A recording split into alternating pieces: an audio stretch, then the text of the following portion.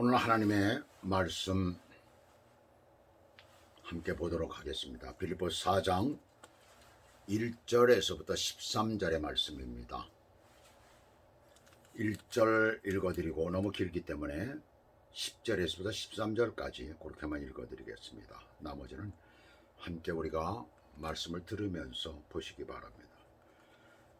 1절 그러므로 나의 사랑하고 사모하는 형제들, 나의 기쁨이요 면류관이 사랑하는 자들아, 이와 같이 주 안에 서라. 10절부터 13절까지 내가 주 안에서 크게 기뻐함은 너희가 나를 생각하던 것이 이제 다시 싹이 나미니 너희가 또한 이를 위하여 생각은 하였으나 기회가 없었느니라. 내가 궁핍함으로 말하는 것이 아니니라. 어떠한 형편에든지 나는 자족하기를 배웠노니 나는 비천에 처할 줄도 알고 풍부에 처할 줄도 알아. 모든 일 곧 배부름과 배고픔과 풍부와 궁핍에도 처할 줄 아는 일체의 비결을 배우노라. 내게 능력 주시는 자 안에서 내가 모든 것을 할 수 있느니라. 아멘. 자, 오늘 하나님의 말씀 제목은 내게 능력 주시는 자 안에서. 그래서 제목을 잡기는 그냥 능력 주시는 자 안에서라고 이렇게 제목을 잡았습니다. 이 세상에 네 종류의 사람이 있습니다. 그 첫째는 안 된다고만 하는 사람들, 어떤 일을 해보지도 않고 시작도 하지 않고 무조건 안 된다고 하는 사람들이죠. 이런 사람들이 성공할까요? 성공 못합니다. 해보지도 않고 포기하는 사람들이거든요. 그 다음에 두 번째 부류의 사람들은 미지근한 사람들, 그냥 이건 뭐 뜨겁지도 않고 차지도 않고 기회만 엿보는 그런 사람들이죠. 감정의 기복이 심한 사람들입니다. 무슨 일을 맡길 수 없는 사람들이에요. 그 다음에 세 번째 부류의 사람들은 큰 소리만 치는 사람들이에요. 막상 앞으로 전진해야 될 때는 머뭇거리죠. 믿을 수 없는 사람들입니다. 한마디로 허풍만 떠는 사람들. 그 다음 네 번째 부류의 사람들은 전진하는 사람들입니다. 생각하고 말하고 행동하는 그런 사람들. 된다, 할 수 있다고 믿고 실천하는 사람들을 말합니다. 이들은 거센 파도에 굴하지 않고 목표를 향해서 전진하는 사람들이에요. 인생을 적극적으로 살고 적극적인 생각을 하는 사람들에게는 팔자소관이라는 말이 통하지를 않습니다. 가령 그것이 타고난 팔자라고 하더라도 그것을 극복하고 도전하는 사람에겐 그것이 정복이 되는 것이죠. 예를 들어서 여기 가난을 타고난 사람이 있다고 합시다. 어떤 면으로 보아도 가난하게 살 수밖에 없는 사람이 있다고 합시다. 그 가난은 일평생 그를 괴롭히고 불행하게 할 수도 있고 그의 강인한 도전과 노력에 의해 정복될 수도 있는 것이에요. 그런 면에서 실패는 하나의 기회이지 끝은 아니라고 할 수 있어요. 그러므로 하나님이 주시는 능력을 힘입을 때 우리에게 능치 못할 일이 없는 것입니다. 바로 누구에게요? 예수 그리스도를 믿고 의지하는 사람들이 그렇습니다.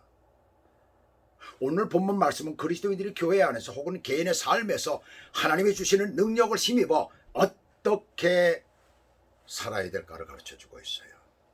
그 길이 어떻게 형통해질 수가 있는가를 말하고 있어요. 얼마나 지금 우리가 어려운 세대를 살고 있습니까? 얼마나 사악한 것들이 우리를 핍박하고 넘보고 쓰러뜨리려고 하고 있습니까? 모든 정치가 지금 그렇고 모든 사회상이 지금 그렇게 되어져 가고 있어요. 자, 오늘 하나님의 말씀을 우리가 잘 들으면서 이 땅의 아버지들, 이 땅의 교회들, 그리고 이 땅의 모든 믿는 그리스도인들 모두 다. 교회는 누가 맡고 있어요? 모든 성도들이지만 그러나 주로 우리의 아버지들이죠. 오늘 아버지의 주일입니다, 사실은. 자, 첫째로 1절에서 3절까지 보시니까 하나가 되는 일에 힘쓰는 것입니다. 하나가 되는 일이 주님이 주시는 능력 안에서 교회가 부흥되고 나의 신앙이 발전되는 것이에요. 성장하는 것이에요. 그렇게 하나가 되기 위해서는 오늘 1절을 보시면 주 안에 서야 된다라고 말씀하고 있습니다. 바로 서야 하는 것을 말하죠. 어떤 이단 사설이나 잘못된 것에 빠져버리면 아무리 내가 바로 선다 하더라도 서는 것이 되질 않아요.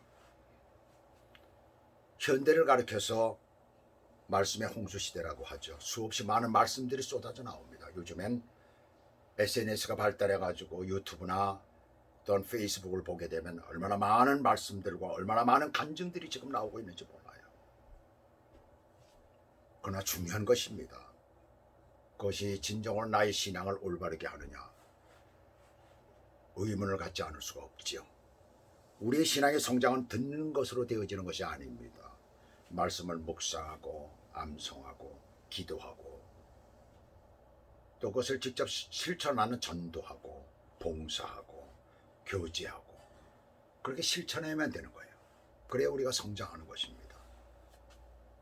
그래서 어떤 분은 이 시대가 말씀을 홍수를 이루고 있지만은 심령들은 갈급한 시대다라고 말하고 있어요.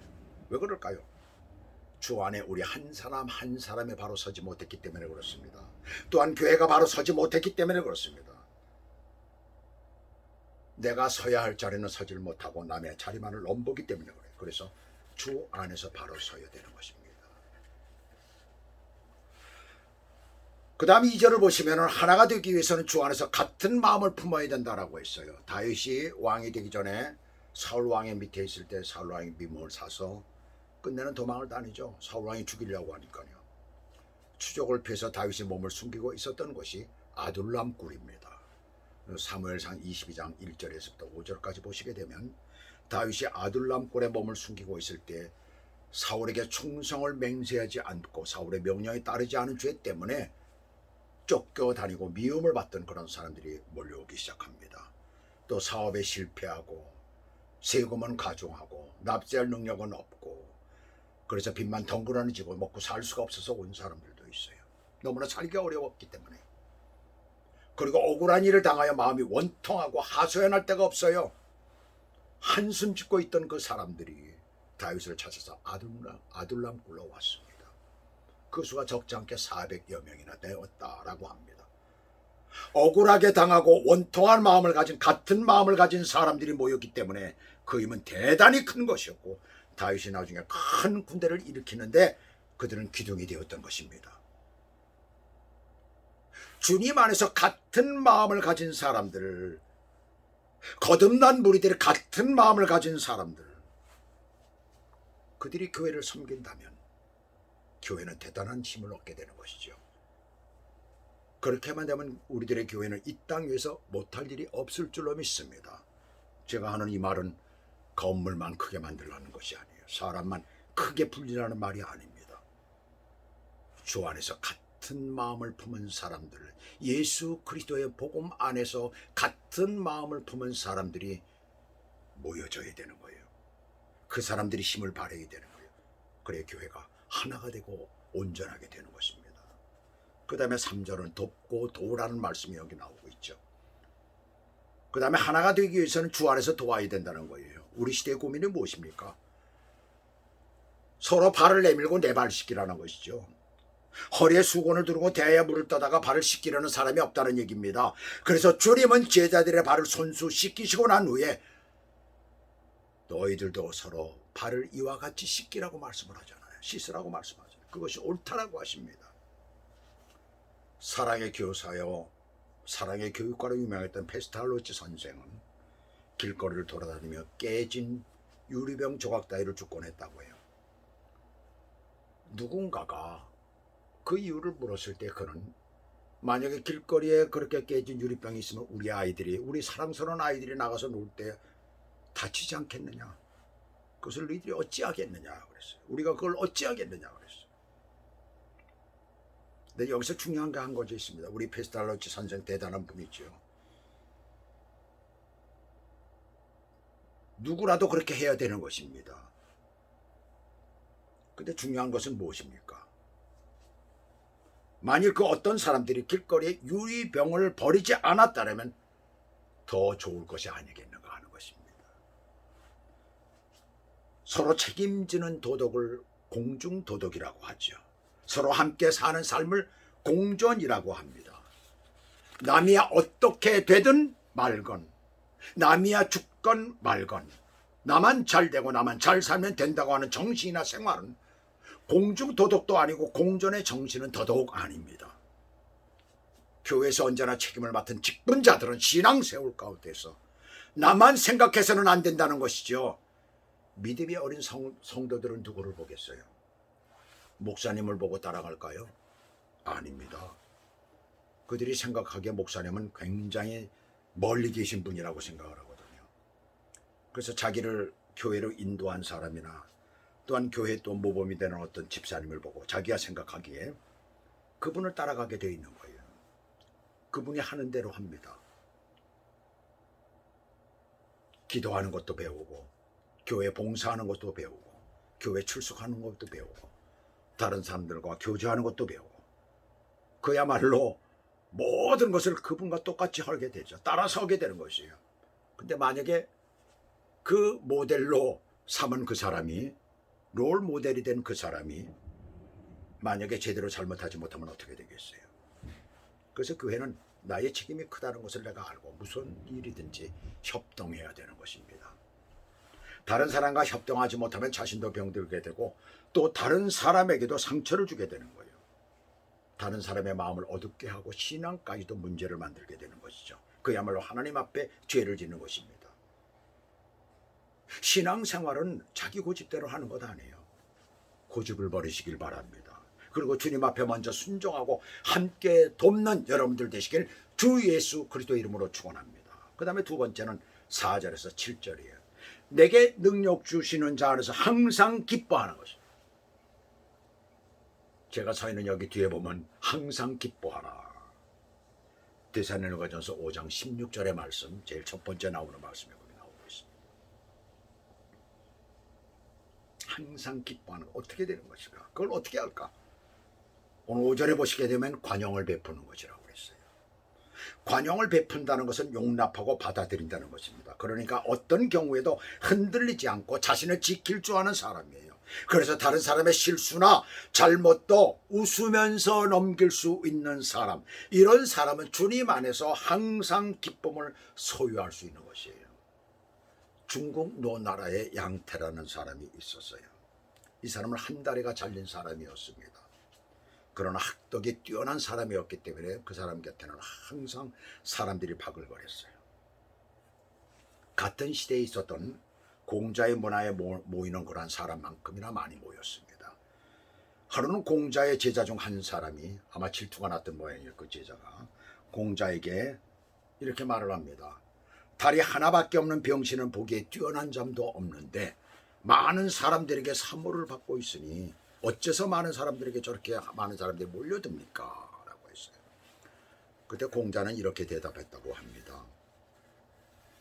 그것은 결국 무엇에도 움직이지 않는 그분의 마음의 고요함 때문이요. 언제나 변함없는 마음을 지니고 있는 사람만이 타인에게도 마음의 안전을 줄 수 있다라고 얘기를 했어요. 관용이란 말은 그런 것입니다. 그 사람과는 언제나 편하지요. 그래서 우리도 사람과 이렇게 상대하면서 같이 살다 보면 그 사람과 얘기하고 그 사람을 만났을 땐 그냥 좋아요. 모든 게 편해요. 아무 말이나 내가 마음대로 할 수 있어요. 바로 관용입니다. 그 사람이 가지고 있는 것이 뭐예요? 관용이라는 얘기입니다.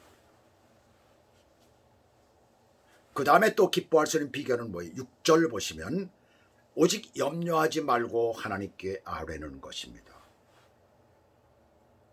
어렸을 때는 엄마가 젖을 먹여주죠. 그러나 자라면서 제 손으로 밥을 떠서 먹습니다.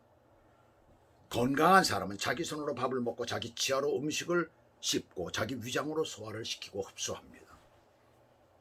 신앙이 자라려면 직접 기도하고 일어서야 합니다. 수년 혹은 수십 년이 지났는데도 어린아이처럼 먹여주고 일으켜주고 입혀주기를 원하는 사람들이 있어요. 남이 만난 주님을 듣는 것만 좋아하지 맙시다. 남이 받은 은혜와 축복을 보는 것만 좋아하지 맙시다. 내가 만난 주님을 노래하고 내가 받은 은혜를 감사합시다. 나의 사정과 형편을 그 주님 앞에 아뢰시길 바랍니다. 그러면 기쁨이 충만해지는 거예요. 그런 여러분들 되시길 바랍니다. 그 다음에 9절에 보시게 되면 배우고 받고 듣고 본 바를 행할 때 기쁨이 있다라고 했어요. 믿는 사람들이 듣기만 하고 가만히 있으면 기쁨이 생기지를 않습니다. 배운 것, 받은 것, 들은 것, 본 것을 행하지 않으면 기쁨이 없습니다. 우리 그리스도교 기독교는 실천적이에요. 행하는 것이에요. 행해야 된다는 것이죠. 그렇게 살아야 된다는 것이에요. 현재 죄를 잔뜩 지고 있는 사람도 하나님 앞에 자꾸 나와서 회개하는 마음으로 기도하고 말씀 듣고 자꾸 배우고 교제를 나누고 하면 성령께서 역사하셔서 결국은 그 죄에서 떠나게 하십니다. 그러므로 죄 가운데 있는 사람일지라도 하나님 앞에 자꾸 나와야 될 줄로 믿습니다. 그 다음에 오늘 마지막 10절에서부터 13절, 능력 주시는 자 안에서 내가 모든 것을 할 수 있습니다. 능력 주시는 자 안에서 뭘 해요? 모든 것을 할 수 있다는 것이에요. 조선일보 논설위원이 되시는 이규태 씨의 저서 중에 한국인의 의식구조라는 것이 있는데 그 가운데 한국인의 숙명의식에 대해서 이런 얘기를 하고 있어요.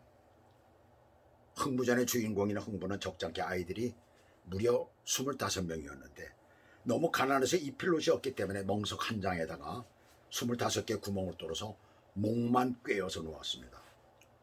그러니 자연적으로 어때요? 그중 한 놈이 화장실에도 가게 되면 24놈이 다 함께 따라가야 되는 것이에요.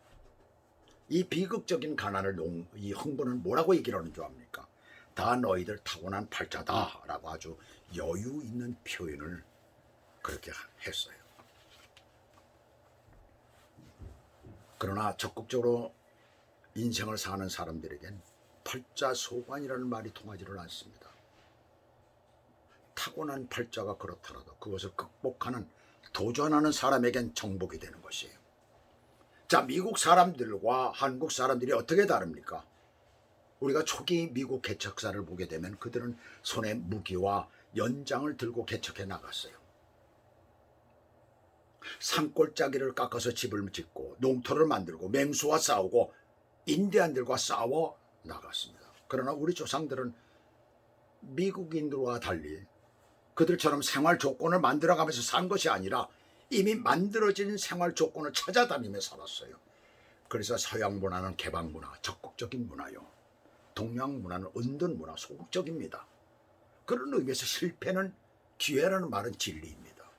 타고난 팔자라도 환경이나 조건이 다른 사람들보다도 못하더라도 또한 내가 인생의 길에서 크게 실패를 했더라도 그것을 잘 다루고 하나의 기회로 삼으면 그는 성공할 수가 있습니다. 그러나 그것을 잘못 다루면 영원한 실패자가 되어버리고 맙니다. 구약성경 예레미야서 1장 18절 19절 말씀을 보면 이렇게 말씀하고 있습니다. 보라, 내가 오늘날 너로 그 온 땅과 유대 왕들과 그 족장들과 그 제사장들과 그 땅 백성 앞에 견고한 성읍 쇠기둥 놋 성벽이 되게 하였은즉 그들이 너를 치나 이기지 못하리니 이는 내가 너와 함께하여 너를 구원할 것임이니라. 큰 쇠기둥이 땅에 깊이 박히려면 육중한 쇠망치로 두들겨야 되는 거죠. 두들겨 맞을수록 쇠기둥은 깊이 들어가 요지부동하게 됩니다. 하나님은 당신의 사랑하는 백성들을 쇠기둥이 되게 하신다고 했어요. 요셉이 연단과 시련을 거쳐 애굽의 국무총리가 되었고 다니엘이 환난과 시련을 거쳐서 대제국 바벨론의 국무총리가 되었어요. 빌립보서 4장 17절은 우리에게 모든 것을 가능케 하는 구절입니다. 내게 능력 주시는 자 안에서 내가 모든 것을 할 수 있다라고 말씀합니다. 오늘 본문이 빌립보서 4장 13절을 쓴 사도 바울이라는 사람은 이 말을 했을 그 당시의 형편으로는 불행 중에서 가장 불행한 삶을 살고 있었어요. 본래 사도 바울은 가장 좋은 명문 출신의 사람입니다. 생활도 부유한 집안에서 훌륭한 부모를 모시고 잘 자랐어요. 공부도 많이 했어요. 그런데 그가 청년기에 예수를 믿게 되었습니다. 예수님을 만났어요.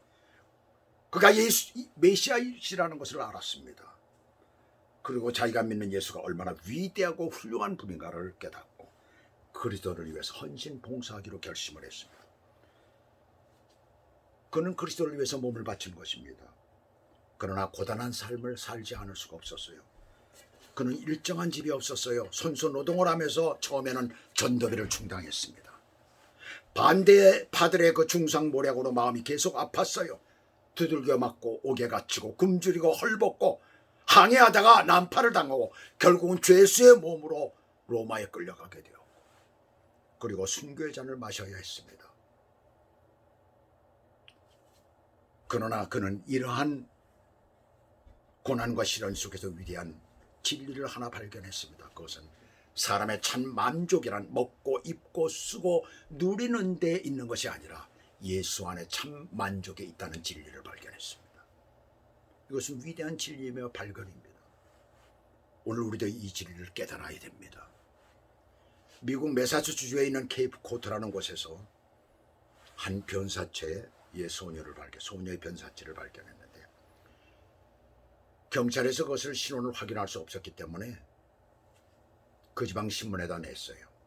그랬더니 무려 5천여 건의 신고가 들어왔습니다. 뭘 의미합니까? 시체가 발견된 그 케이프 코트를 비롯해서 신고 대상이 된 지역의 가구 수가 약 8만여 가구라고 합니다. 그것을 계산을 한번 해보세요. 16가구당 한 소녀가 가출했다는 얘기가 됩니다. 미국 청소년들의 가출은 가난 때문이 아닙니다. 가난보다 더 무서운 정신적 가난 때문입니다. 성장과 풍요 속에서 싹트고 있는 무서운 정신의 암적 요소들이 저들을 정신적인 고아로 만들고 있기 때문에 그렇습니다. 바로 이것을 풍요병이라고 하죠. 인생에 불만족한 사람들, 생활이 만족스럽지 못한 사람들, 집도 있고 남편도 있고 아내도 있고 자식도 있고 부모도 있고 돈도 있고 명예도 있고 지식도 있으나 그러나 만족이 없고 행복이 없고 기쁨이 없는 사람들, 예수 안에서는 무엇인지 가능합니다. 왜요? 그분이 우리에게 능력을 주시기 때문입니다. 바울은 배고플 때도 예수 안에서, 배부를 때도 예수 안에서 만족을 찾았습니다. 파산의 위험 속에서도 하나님을 의지함으로 살 길을 찾았습니다. 바울은 예수 안에서 모든 것을 할 수 있었습니다. 가난도 극복했고 슬픔도 극복했고 질병도 극복했고 실패도 정복했고 죽음의 문제도 해결했습니다. 내게 능력 주시는 그분 안에서는 무엇인지 가능합니다. 불가능은 없습니다. 여러분 힘드십니까? 견디기 힘듭니까? 이 패역한 세대에 살아가기가 힘듭니까? 질병 때문에 고통당하고 있습니까? 가정에 문제가 있습니까? 너무나 힘듭니까? 교회가 힘듭니까? 일어나십시오. 모든 그리스도의 성도들이요, 모든 교회들이요, 일어나시기를 바랍니다. 힘을 내세요. 힘을 내세요. 주님이 손잡고 계시잖아요. 주님이 나와 함께함을 믿는다면 어떤 고난도 견딜 수 있잖아요. 왜 나만 겪는 고난이냐고 불평하지 마세요. 고난의 뒤편에 있는 주님이 주실 축복 미리 보면서 감사하세요. 너무 견디기 힘든 지금 이 순간에도 주님이 일하고 계시잖아. 남들은 지쳐 앉아 있을 때라도 당신만은 일어서세요. 힘을 내세요. 힘을 내세요. 주님이 손잡고 계시잖아요. 주님이 나와 함께함을 믿는다면 어떤 고난도 어떤 역경도 어떤 질병도 견딜 수 있잖아요. 기도하시겠습니다.